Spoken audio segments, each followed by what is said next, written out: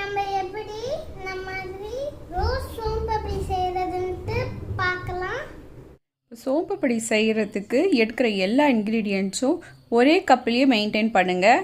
எந்த கப்பில் ஒரு இன்க்ரீடியன்ட்ஸ் எடுக்கிறீங்களோ அதே கப்லேயே எல்லா இன்க்ரீடியன்ட்ஸும் எடுத்துக்கோங்க. இப்போ நான் வனஸ்பதி 1/2 கப் எடுத்திருக்கேன். வனஸ்பதி வேணான்னு நினைக்கிறவங்க கீ, வனஸ்பதி இல்லை கீ ரெண்டுத்தில் ஏதாவது ஒன்று யூஸ் பண்ணிக்கலாம். இப்போது பேனில் இதை போட்டு ஹீட் பண்ணுங்கள். ஹீட் ஆகிடுச்சு. இப்போது மைதா மாவு 1 கப் எடுத்திருக்கேன். அதை போட்டு நல்லா கட்டி இல்லாமல் நல்லா மிக்ஸ் பண்ணிக்கணும். கட்டியே இருக்கக்கூடாது. நல்லா மிக்ஸ் பண்ண இது கொஞ்சம் ட்ரை ஆகும். அப்புறமா வனஸ்பதி உருக இது நல்லா லிக்விட் ஃபார்முக்கு வரும். அது வரைக்கும் நம்ம இதை கிளறிக்கிட்டே இருக்கணும். மைதா வேணான்னு நினைக்கிறவங்க 1/4 கப் மைதா 3/4 கப் கடலை மாவுகளை கூட இதே குவான்டிட்டிலே செஞ்சுக்கலாம்.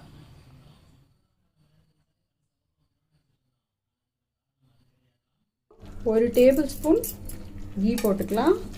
நல்லா வாசனையாக இருக்கும். இப்போது சின்ன சின்ன பபிள்ஸ்லாம் வர ஆரம்பிச்சிடுச்சு. உங்களுக்கு மைதா வெந்துடுச்சா இல்லையா அப்படின்னு டவுட்டாக இருந்துச்சுன்னா கொஞ்சமாக மைதா மாவை கையில் எடுத்துக்கிட்டு லைட்டாக ஸ்ப்ரிங்கிள் அப்படியே தூவி விடுங்க. கொஞ்சம் லைட்டாக சவுண்டு வரும். அந்த மாதிரி சவுண்டு வரும்போது மைதா மாவு வெந்துடுச்சின்னு அர்த்தம். அப்போ நீங்கள் இதை ஸ்டாப் பண்ணிடலாம். இப்போது பபிள்ஸ் நல்லா வர ஆரம்பிச்சிடுச்சு. இப்போ நல்லா வெந்துடுச்சின்னு அர்த்தம். இப்போ நம்ம கேஸை ஸ்டாப் பண்ணிட்டு இதை ஓரமாக எடுத்து வச்சுக்கலாம். இப்போ நம்ம சுகர் சிரப்பு ரெடி பண்ணிடலாம். 1.5 கப் நான் எடுத்திருக்கேன் இல்லையா, அதே சேம் கப்லேயே 1.5 கப், இந்த கப்பில் 1.5 கப்பு சுகர் எடுத்திருக்கேன். அப்புறம் 3/4 கப் வாட்டர் எடுத்திருக்கேன். இது ரெண்டுத்தையும் ஊற்றிட்டு இப்போ நல்லா கொதிக்க விட்டுடலாம். நல்லா பபிள்ஸ் வந்த பிறகு ஆஃப் லெமன்னா 2 டேபிள் ஸ்பூன் வரும். இப்போ 2 டேபிள் ஸ்பூன் லெமன் ஜூஸை நல்லா பபிள்ஸ் வந்துடுச்சு சுகர் சிரப்பில் ஊற்றிடலாம். லெமன் இல்லாதவங்க வினிகர் இருந்தால் 1 டேபிள் ஸ்பூன் வினிகரையும் இதில் யூஸ் பண்ணிக்கலாம். வினிகர் இல்லைன்னா லெமன் ஜூஸ் போட்டு நல்லா கொதிக்க விடணும்.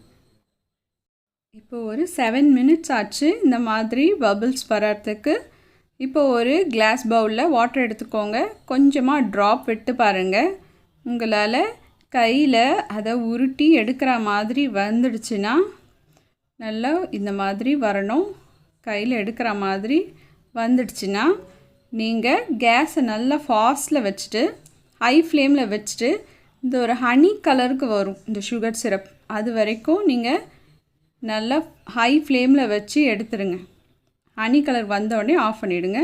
அதுக்கு முன்னாடி ஒரு பிளேட்டில் கீ ஆர் வனஸ்பதி அப்ளை பண்ணி ரெடியாக வச்சுக்கோங்க. இந்த சிரப்பை இதில் தான் நம்ம ஊற்ற போகிறோம்.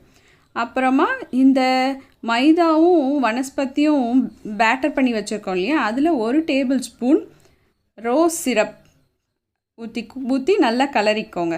நல்லா கலர்னிங்கன்னா உங்களுக்கு அந்த ரோஸ் கலர் வரும். நல்லா மிக்ஸ் பண்ண நமக்கு நல்ல ரோஸ் கலரில் கிடைக்கும். உங்களுக்கு வேணும்னா ரோஸ் எசன்ஸ் இருந்தால் கூட ஒரு 1/2 டேபிள் ஸ்பூன் ஊற்றிக்கலாம். நல்ல வாசனையாக இருக்கும். அந்த ரோஸ் ஸ்மெல்லு நமக்கு கிடைக்கும். அப்புறமா இந்த சுகரும் ரெடி ஆகிடுச்சு. இதை எடுத்து இந்த பிளேட்டில் ஊற்றி நல்லா ரொம்ப நேரம் ஆற விடக்கூடாது. சும்மா கை பொறுக்கிற அளவுக்கு தான் இது ஆறணும். ரொம்ப ஆறிடுச்சுன்னா இது அப்படியே செட் ஆகிடும். அப்புறம் கேண்டி மாதிரி ஆகிடும். கொஞ்ச நேரம் ஆறட்டும். இது இன்னும் சூடாக தான் இருக்குது. இப்படி கொஞ்சம் ஸ்பூனும் ஃபோர்க்கும் வச்சு இப்போ கொஞ்சம் இப்படி கலரி விட்டுக்கிட்டே இருங்க. இல்லைன்னா அது அப்படியே செட் ஆகிடும். உங்கள்கிட்ட நான்ஸ்டிக் பேன் இருந்தால் கூட நான்ஸ்டிக் பேனில் கூட இது ஊற்றிட்டு இந்த மாதிரி பண்ணிக்கலாம்.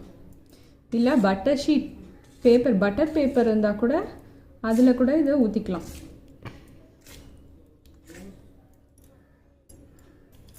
இப்போ இது ஓரளவுக்கு சூடு ஆறிடுச்சு. இந்த மாதிரி இப்போது இன்னும் கொஞ்சம் லைட் சூடு இருக்கும். கொஞ்சம் இப்படி எக்ஸ்பேண்ட் பண்ணிக்கிட்டே இருக்கணும். இல்லைன்னா அது செட் ஆகிடும். இப்படி நல்லா எக்ஸ்பேண்ட் பண்ணிக்கிட்டே உங்களால் எவ்வளோ கை பொறுக்க முடியுமோ அந்த அளவுக்கு பண்ணுங்கள். முடியாத போது கீழே வச்சுட்டு திருப்பி டக்குன்னு எடுத்துகிட்டு திருப்பியும் இந்த மாதிரி எக்ஸ்பேண்ட் பண்ணிக்கிட்டே இருக்கும்.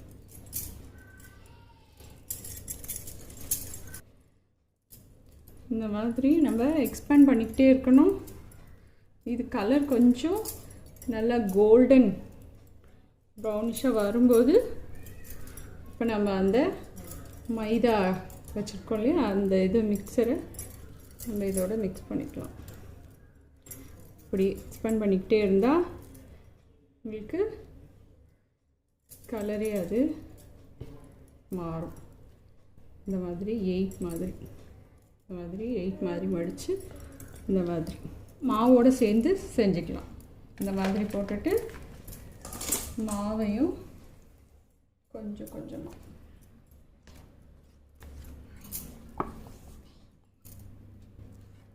ஓகே,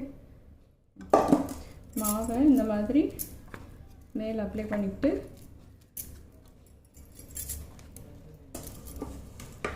கொஞ்சம் கொஞ்சமாக இதோடையே இப்போ இந்த மாவும் எல்லா இடத்துலையும் ஸ்ப்ரெட் பண்ணுற மாதிரி செஞ்சுக்கிட்டே வரணும்.